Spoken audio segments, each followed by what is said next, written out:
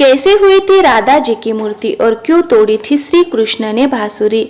जब जब श्री कृष्ण का नाम लिया गया है, ऐसा कभी हुआ नहीं कि राधा जी का नाम ना लिया गया हो। श्री कृष्ण को अमूमन भक्त राधे कृष्ण कहकर ही पुकारते हैं, क्योंकि ये दो शब्द, ये दो नाम एक दूसरे के लिए ही बने हैं और इन्हें कोई अलग नहीं कर सकता। लेकिन तब क्या हुआ था जब श्री कृष्ण को राधा को छोड़कर जाना पड़ा था। मंदिरों में केवल श्री कृष्ण की अकेली मूर्ति देखना कम पाया जाता है। अमूमन हम उनकी मूर्ति के साथ राधा जी की मूर्ति जरूर देखते हैं। आप स्वयं वृंदावन के किसी भी मंदिर में प्रवेश कर लीजिए, वहां आपको राधे कृष्ण की ही मूर्ति के दर्शन होंगे। कृष्ण से राधा को और राधा से कृष्ण को कोई जुदा नहीं कर सकता। ये एक गहरा रिश्ता है। लेकिन जब वास्तव में श्री कृष्ण अपनी प्रिय राधा को छोड़कर मथुरा चले गए थे, तब राधा का क्या हुआ था? कृष्ण के बिना उन्होंने अपना जीवन कैसे बिताया? क्या जीवन बिताया भी था या नहीं? ये सवाल काफी गहरे हैं, लेकिन उससे भी गहराई में जाने के बाद इन सवालों का सही उत्तर सामने आया है। ये सभी जानते हैं कि श्री कृष्ण का बचपन वृंदावन की गलियों में बीता। नटखट नंदलाल अपनी लीलाओं से भी सभी को प्रसन्न करते, कुछ को परेशान भी करते, लेकिन कृष्ण के साथ ही तो वृंदावन में खुशियां थी। बड़े होकर कृष्ण ने अपनी बांसुरी की मधुर ध्वनि से अनेकों गोपियों का दिल जीता, लेकिन सबसे अधिक यदि कोई उनकी बांसुरी से मोहित होता तो वो थी राधा। परंतु राधा से कई अधिक स्वयं कृष्ण राधा के दीवाने थे। क्या आप जानते हैं कि राधा कृष्ण से उम्र में 5 वर्ष बड़ी थी। वो वृंदावन से कुछ दूर रेपल्ली नामक गांव में रहती थी, लेकिन रोजाना कृष्ण की मधुर बांसुरी की आवाज से खींची चली वृंदावन पहुंच जाती थी। कृष्णा भी राधा से मिलने जाते। जब भी कृष्ण बांसुरी बजाते तो सभी गोपियां उनके आसपास एकत्रित हो जाती। उस मधुर संगीत को सुनते हुए सभी मग्न हो जाते और इसी का फायदा पाकर कई बार कृष्ण चुपके से वहां से निकल जाते और राधा से मिलने उनके गांव पहुंच जाते।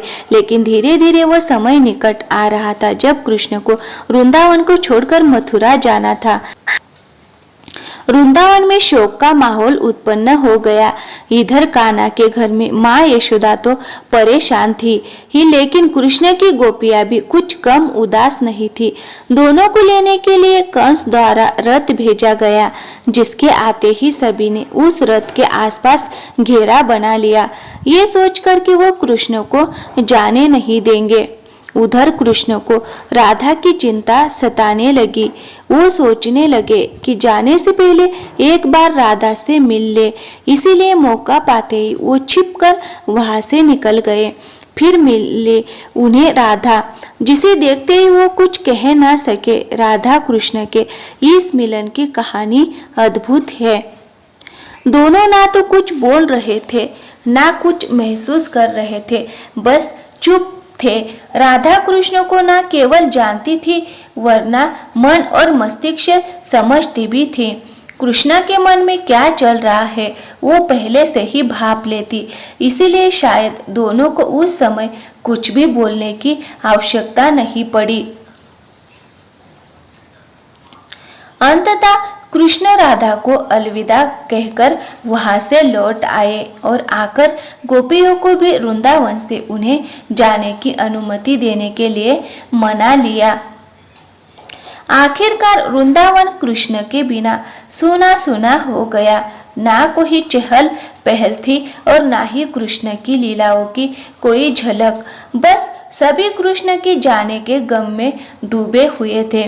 परंतु दूसरी ओर राधा को इस बात से कोई फर्क नहीं पड़ रहा था। लेकिन क्यों? क्योंकि उनकी दृष्टि कृष्ण कभी उनसे अलग हुए ही नहीं। शारीरिक रूप से जुदाई मिलना उनके लिए कोई महत्व नहीं रखता था।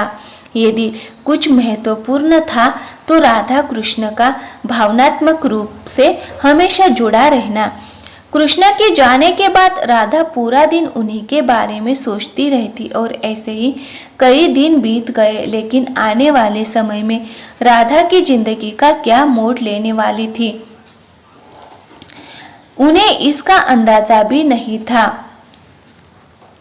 माता पिता के दबाव में आकर राधा को विवाह करना पड़ा और विवाह के बाद अपना जीवन संतान तथा घर गृहस्थ के नाम करना पड़ा।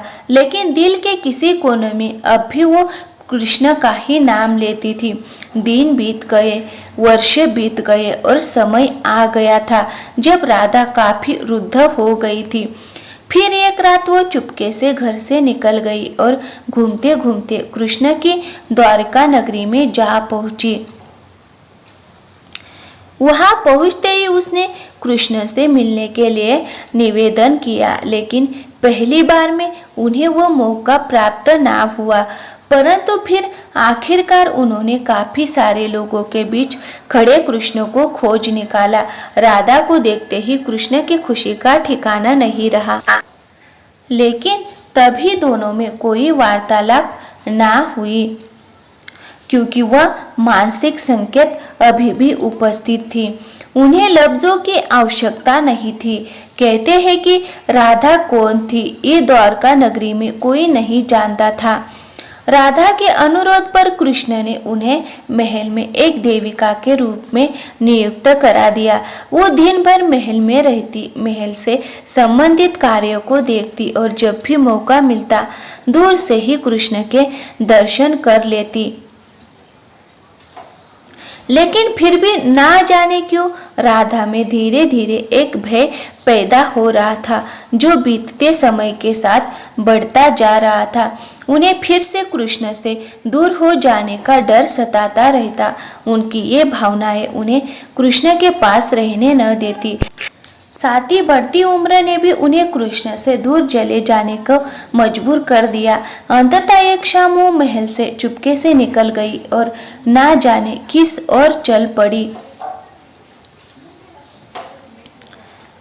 वो नहीं जानती थी कि वो कहाँ जा रही है, आगे मार्ग पर क्या मिलेगा, बस चलती जा रही थी। परंतु कृष्ण तो भगवान है, वो सब जानते थे। इसीलिए अपने अंतर मन में वो जानते थे कि राधा कहाँ जा रही है।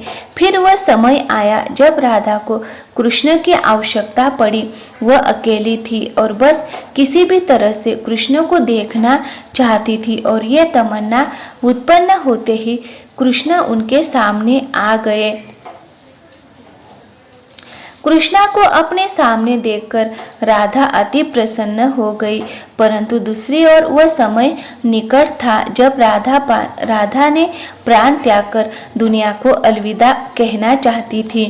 कृष्ण ने राधा से प्रश्न किया और कहा कि वो उनसे कुछ मांगे, लेकिन राधा ने मना कर दिया। कृष्ण ने फिर से कहा कि जीवन भर राधा ने कभी उनसे कुछ नहीं मांगा, इसीलिए राधा ने एक ही मांग की और वो ये कि वो आखिरी बार कृष्ण को बांसुरी बजाते देखना चाहती थी। कृष्ण ने बांसुरी ली और बेहद मधुर धुन में उसे बजाया। बांसुरी बजाते बजाते राधा ने अपने शरीर का त्याग किया और दुनिया से चली गई। उनके जाते ही कृष्ण ने अपनी बांसुरी तोड़ दी और कोसों दूर फेंक दी। तो दोस्तों, वीडियो अच्छी लगी हो तो वीडियो को एक लाइक करें और हमारे चैनल को सब्सक्राइब जरूर करें। Thank you.